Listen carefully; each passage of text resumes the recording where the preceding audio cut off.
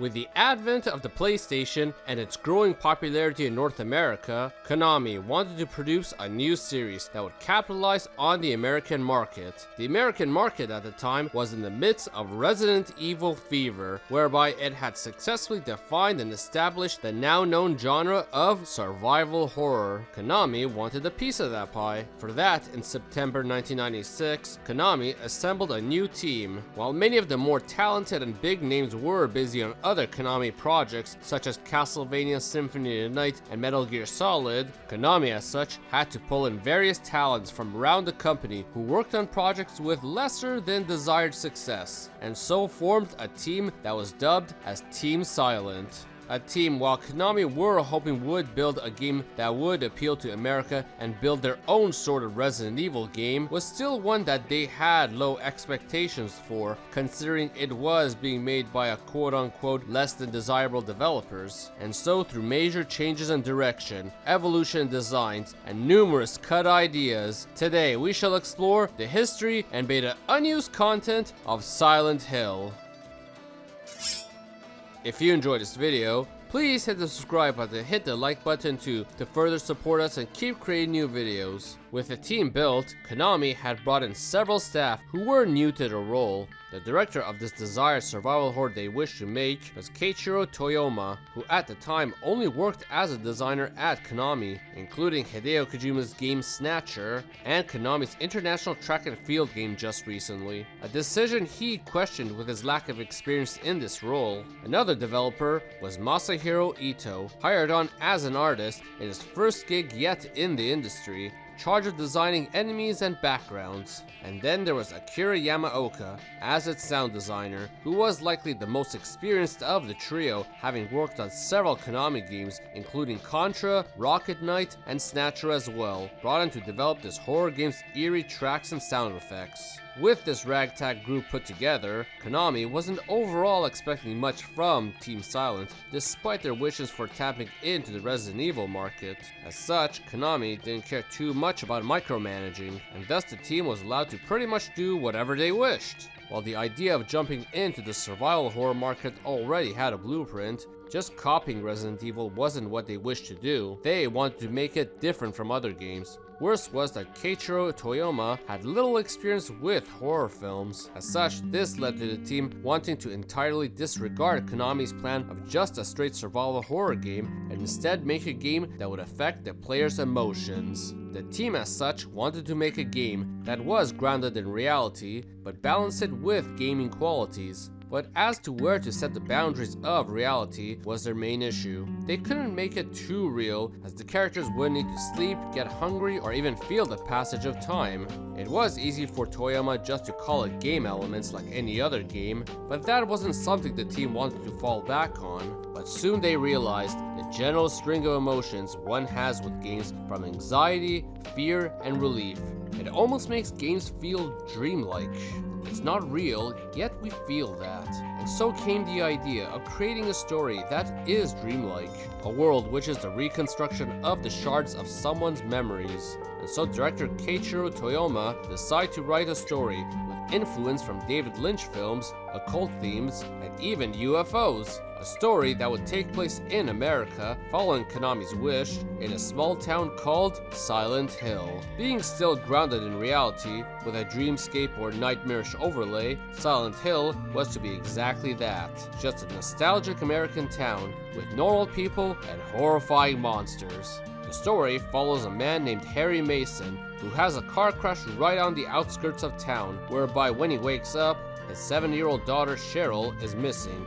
So he ventures into town to look for her.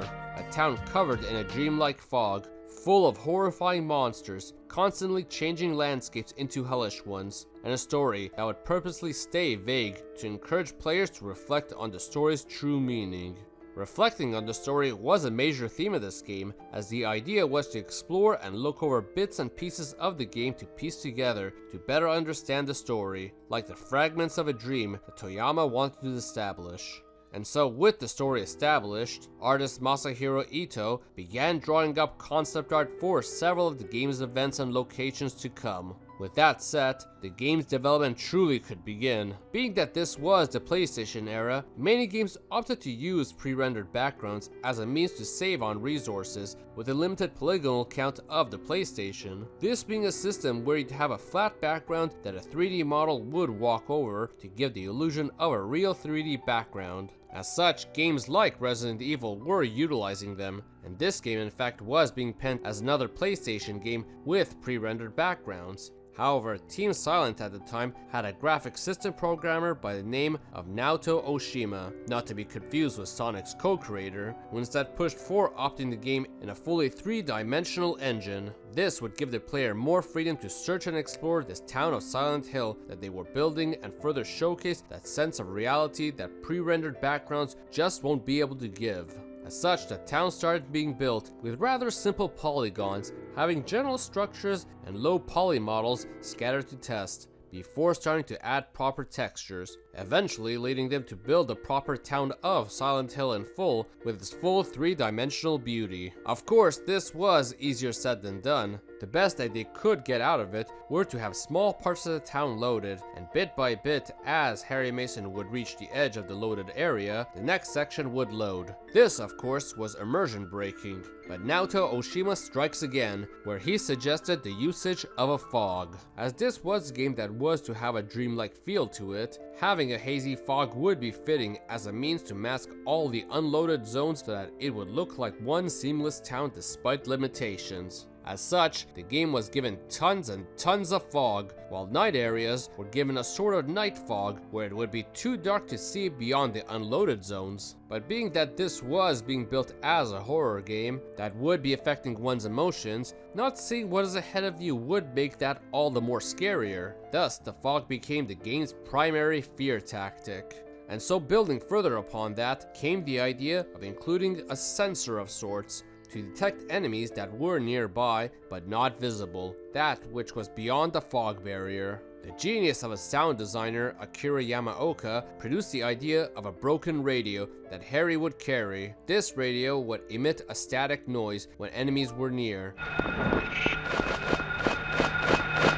You could hear something frightening was near, but you just couldn't see it. A tactic that was to truly instill the fear of an imminent attack. However, while Silent Hill was being built, alternate, more nightmarish versions of certain parts of the town were also being made, whereby Harry Mason would end up stumbling into certain key story points and have to deal with a much harsher and threatening environment. But aside from those, within the very town itself, many more areas were being built that would be explored, including a school zone as the first major dungeon-like location, featuring many interconnected rooms that would be spaced apart from each other in reality, but warp Harry to that very room when opening a door. However, some rooms even went unused in such locations, many of which were these small textureless rooms with simple shapes and polygons, and likely were meant to be rooms to be accessed at one point, but locked behind a door. This extends further to an early textureless version of the roof. Unlike the final roof, which can only be accessed via the alternate version of the school, this one existed within the regular version of the school, having a radically different layout featuring stairs and 2 water tanks as opposed to 1. Whether the alternate school's roof was once to look like this, or if this was to be just exclusive to the regular schools isn't known, but it was eventually locked behind the door too. One more room in the school that went unused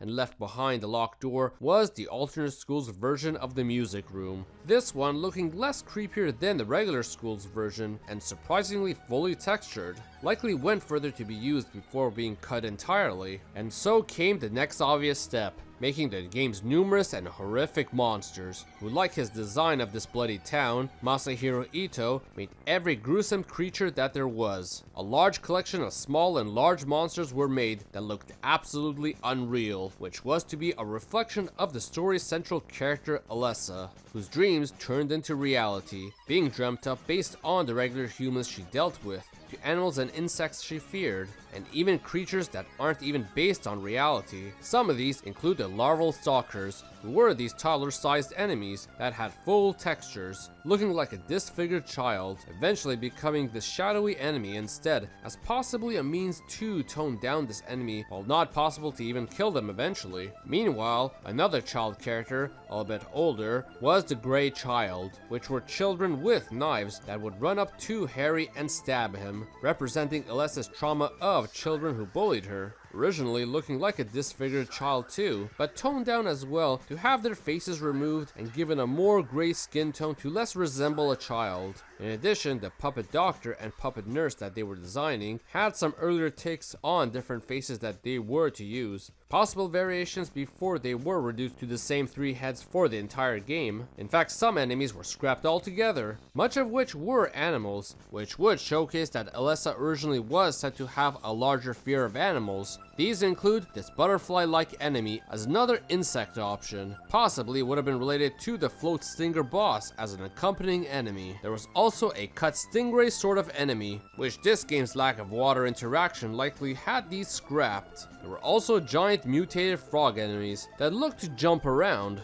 A monkey sort of enemy that likely would have functioned like a weaker take of the romper enemy, an ostrich-like enemy, the only bird that would have appeared, and then there were these snake-like enemies that looked to strike with their tongues, but along with these was a cut boss, which appeared to be a giant featherless chicken-like enemy. While not known how it would have been utilized, it could very well have been an earlier boss, since it doesn't appear to be as threatening as some of the latter bosses of the game. While the enemies were being well designed by Masahiro Ito, the human characters, however, had an entirely different artist by the name of Takayoshi Sato. Initially, Sato was a rather green employee, limited to just the grunt work of font design and organizing, but his real interest lied in 3D modeling, going as far as to create 3D demos while teaching the staff a lot about how to model in 3D. But being as green as he was at Konami, he wasn't given much leverage to do what he wanted. As such, one day, Sato took one of his 3D demos to the higher-ups at Konami and demanded to be put on 3D model development. Otherwise, he threatened to withhold his technical knowledge. Konami executives accepted, and so Sato was now the main character designer of Silent Hill. However, Sato was rather unique. He not only was designing the characters, but created their 3D models and CG models too, instead of drawing them out first as concept art like most character designers do. Of course, this was a challenge, as this was a game taking place in America with an entirely white cast, and there were no Caucasian people in the office that Sato could use as a model. As such, he had to model based off of memory. Meanwhile, each character was being made rather uniquely, but the protagonist Harry Mason, however, was being made as just a very ordinary man, given a very neutral appearance and leaving him to be more of an open book rather than having to guess what kind of guy he is. Meanwhile, ones like the nurse Lisa Garland did evolve a bit, originally being dressed entirely in white before given a red overcoat to complete her design as the Red Nurse. Then there was Dahlia Gillespie, who originally had more casual clothing planned for her before being given the whole nun wear that she has in the final game. While Sato was making the models all with CG quality renders before making the in-game models, his supervisors weren't keen on giving him credit for the FMV cutscenes that they were going to make. For that, Sato volunteered to make all of them by himself, so that only he would receive the credit. Sato's mentality with this method of making FMV cutscenes was to further bring up the realism of this fictitious town. Of course, the game is pretty ordinary in setting, and the main character himself at that too. As such, Sato thought to take parts that would have less attention, or as quoted, untouched parts of everyday ordinary things and make them into CG. But yet, they were considered as the best looking human CGs yet, looking very realistic compared to what was offered for virtually any other PlayStation game, all crafted by literally one man. But tying the world, the enemies, and the characters together was sound director Akira Yamaoka, utilizing audio that would truly invoke the sense of tension, fear, and especially anxiety. It should be noted that Yamaoka decided against making background music for this game. Instead of going with the theme of a realistic world, he wanted to make audio that could be heard in the world of Silent Hill if it existed. He He already had implemented the noise of the radio to imbue anxiety in the player. Various sound effects were being made that would further that. The theme was to give the game a theme of industrial music, where with a combination of instruments would have a very harsh mechanical sound, a method to keep players' anxieties on edge. It was a very out of ordinary soundtrack as a result, to the point of when his compositions were being presented, his supervisors thought the game had bugged out, not knowing that this was actually intentional. At this point, nearly 2 years of development had passed, going on longer than the development of the original Resident Evil even, let alone 2 of Konami's other major series, Metal Gear Solid and Castlevania Symphony of the Night, had either released or were nearing release. Much progress had been made with most of the game completed. Many areas were still being spruced up and finalized, while even using placeholder images for the menu, such as a guy in a stretcher for the saving screen, food for the item menu, a very generic game over screen, and literal nude women for the options screen, fitting for this ragtag group that came together. In fact, a ton of the game's image screens were rather crude, such as this library book that teases the first boss, being drawn in instead with what may be MS Paint. As well, 4 endings were being made for this game, a good plus, a bad, and a bad plus. But the team still wanted one more ending as an alternative to these. As such, via a suggestion box, endings were being proposed, and one really stuck out to them in the form of a UFO ending. Utilizing an item, Harry Mason would get zapped by aliens and abducted.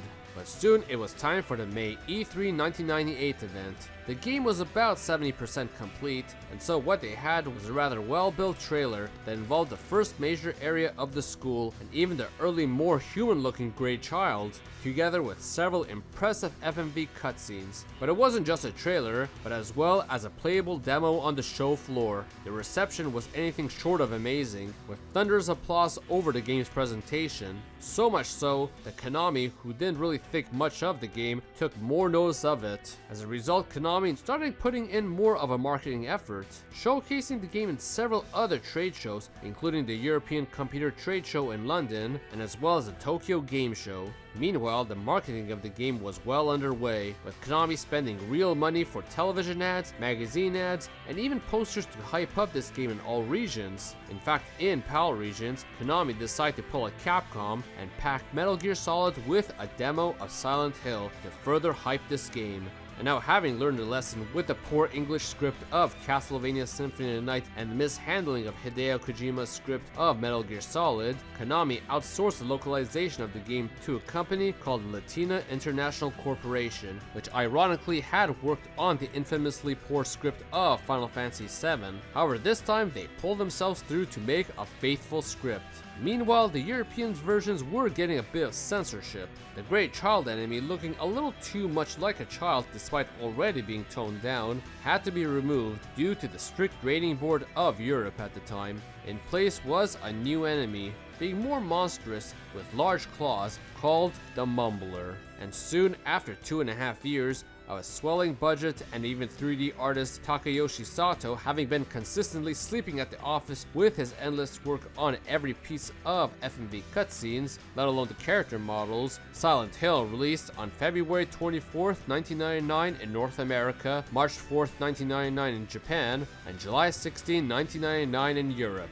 Scoring very, very high with critics, many off the bat instantly comparing it to Resident Evil, with GamePro even stating that it was a shameless but cool Resident Evil clone. While GamePro thought it was good but similar, IGN in contrast viewed it as Konami's very answer to Resident Evil, while taking the genre into a whole new direction. Overall, reviewers felt the contrast was very vivid between the two franchises. Whereas Resident Evil focused on a more action but physical sense of scare, Silent Hill was more utilizing the atmosphere to evoke fear. A major credit being the audio, Total Video Games in this case even stating how they felt the effects of the soundtrack beyond just the game with how effective it was. But the major star of this show being Silent Hill itself, the town in full 3D, something that reviewers truly felt enhanced the game's atmosphere, which Resident Evil just couldn't do with its pre-rendered backgrounds. And commercially, the game went to sell over 2 million copies, putting it competitively with that very other survival horror series, leading the game to even receive a greatest hits re-release. The series had now been established at Konami on the level of both Metal Gear Solid and Castlevania in success and importance, and so following it up came the sequel called Silent Hill 2 that would shortly follow on the PlayStation 2 featuring a new story, while Silent Hill 3 being a direct sequel to Silent Hill 1's story.